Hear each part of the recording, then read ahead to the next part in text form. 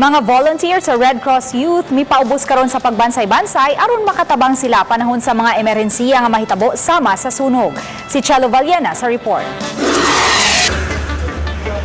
Gitudloan ang mga Red Cross Youth Volunteer sa pipila ka hose rolling technique aron masayod sila sa saktong pamaagi sa paghipos niini.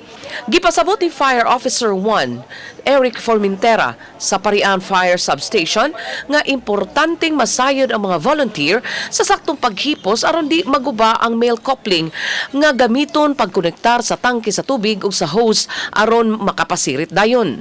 Gitudloan usab sila og twin hose rolling nga gamit kaayo sa pagdani ini sa pagkatkat og building. Para makat-on sa sila, on pagkuan. Sibako lang og kuan kana manginanglan mig kana mga kuan at least makatabang sila.